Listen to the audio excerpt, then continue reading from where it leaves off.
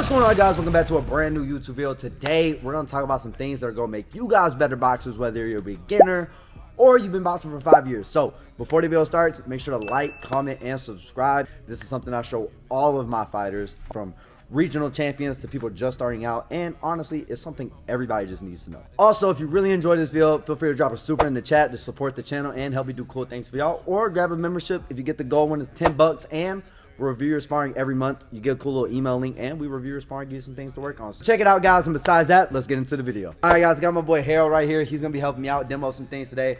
I'll drop his Instagram on here. No free shout outs though, so don't go follow him. I was like, I'll go follow her. Harold's cool. But the first thing we're gonna talk about is footwork. This is one rule that I really like. Something that I tell people really their first day when they're learning footwork. I believe that you learn boxing from the ground up. So now do your footwork. Footwork leads to punches.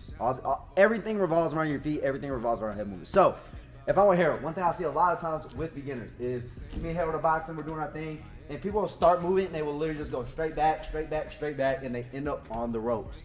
One of my favorite sayings, one of my favorite things to tell people and just use in my fights and use in my training is 2 steps backward. So what I mean by that, if I'm boxing Harold and we're in the center of the ring, if I take 2 steps back, boom, boom. If I take one more step back, 9 times out of 10 in a standard size ring, probably gonna end up on the ropes. Maybe you'll be lucky enough and get 3, but 2 is probably your best bet. So I take 2 steps back, maybe 3 steps, boom, boom, and now I'm going around. I'm circling.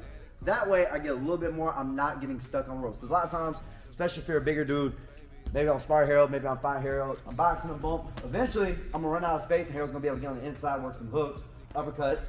And as me as a collar guy, this is not where I want to be, right? So by doing that, it's easier to box, it's easier to move, it's easier to control distance, manage the ring. Especially if in USA boxing, you know, ring generalship is a huge thing. If you're the long guy and you're boxing like this, it's gonna help you out, it's gonna help you win the fight. So once again, 2 steps back, boom, and then I go around, boom, down here. That's actually 2 steps back, going around, boom. Cutting circles, doing little angles. Once again, like I said, if I'm right here, I go 3 steps back, 1, 2, 3. Now I'm on the ropes, now I'm getting touched, I'm somewhere where I don't want to be. 2 steps back, go around, try it out when you shout out, try it out when you hit the bag, keep it in mind, all that good stuff. It'll help you out, especially in sparring, especially in fighting. All right, guys, next is something huge. This is something that a lot of beginners struggle with, and I think that more people should know it because it's honestly one of the best parts of boxing. So it's doubling up on sides. Now, what I mean by that is a lot of times when people box, when people fight, they get into a rhythm of left, right, left, right, left, right the entire time, especially like your first 3 fights. A lot of times people get into left, right, left, right. And I'm not saying it's a terrible thing to do, but it does get predictable, and there are ways to change it up. There's some great combos with a left, right, left, right. So you got like 1, 2, 3, 2. You have 1, 2, 5, 2. You have a bunch of great combos, right? But one thing that can elevate your game is doubling up on sides. So the first one we're going to go over is the 3 up top, 3 to the body. You can do variables in this, you can change it up, but this is honestly one of the best things. A lot of the times people throw the jab, maybe they throw the 2. But eventually, you're going to end up with a lead hook. With that lead hook, a lot of times you'll see people make the mistake of raising their elbow too far up.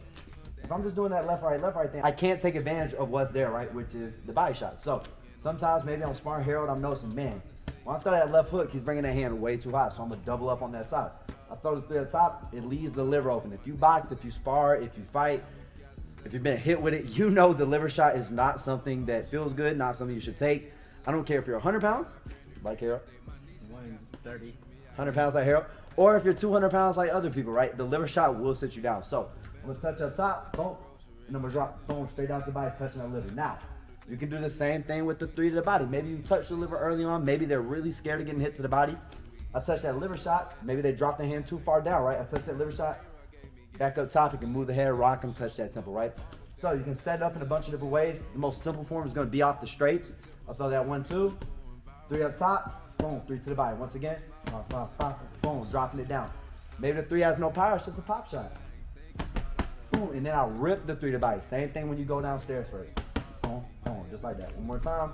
Boom, boom, boom, boom. You can also do that same setup with the right hand. The right hand is going to be a little bit slower because the timing's different and it's your right hand. So if I'm here, maybe I throw a 6 to the body, maybe really drops that hand down, boom. I can come back over top with a 2. People don't really expect the double up of the rear hand. You'll see a lot of double ups on the lead hand because it's going to be your faster punch, it's your safer. But with the rear hand, touching the body, boom, back up top. Breaking up the timing, changing up the rhythm. Think about it. 1, 2, I wait a second, boom, then I touch it. Maybe it's a 1, 6 to the body, drops the hand, I come back over top.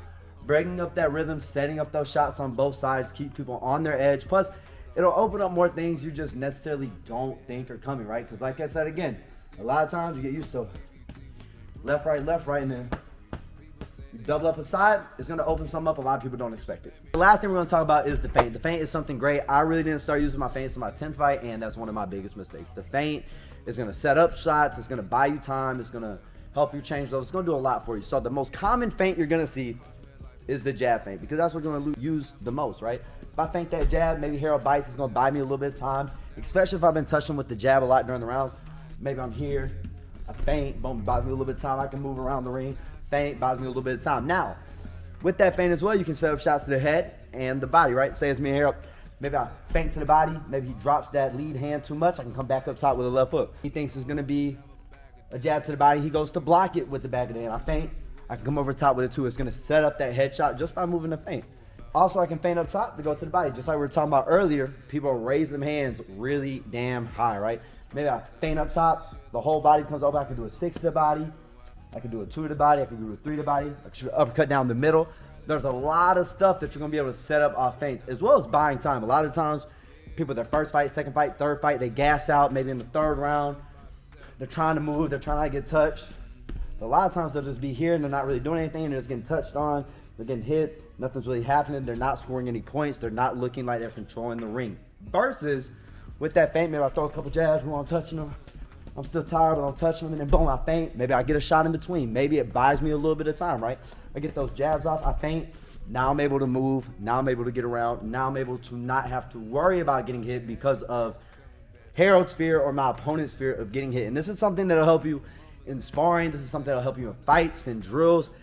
It'll help you in a bunch of different ways, especially if you get good at it early. People are not ready for feints because, let's be honest, if you have a good jab, the best way to set up that good jab is to feint the good jab and set up another shot and touch with other shots. Because think about it, if Harold's worried about my jab, can you imagine the fear going through their brain of, man, I wonder what this right hand's gonna do, or man, I wonder what this left hook's gonna do. So if you're touching with that jab and they get caught with it, that frustrates your opponent, that makes them second guess their decision, that's gonna break up their timing, it's gonna do a lot of good things for you in the ring, as well as just in boxing in general, so try it out. That's gonna wrap up the video, guys. If you did enjoy the video, which I'm sure you did, you made it all the way to the end, make sure to like, comment, subscribe. Also, if you really enjoyed it, help me support the channel, drop a donation. It's not required, but it does help me do cool things for you. Boxing is not cheap, so we can travel, do a little bit more fun stuff for the channel. Plus, if you really rock with it, grab a membership for 10 bucks. I review sparring every single month, and there's a few other perks that you see, but you can read about it. Just click the button. Once again, not required, but greatly appreciated. Make sure you use these things. Use these things on sparring. Use these things in your next fight, especially if you're just starting out in boxing. These will take you a long way. This is something that helped me for all 25 of my fights, and something that helps every single one of my fighters. Hope you guys enjoyed the video. Have a great day. Tell somebody you love them. Don't let nobody ruin your day, and I'll see you guys in the next video. Peace out, guys.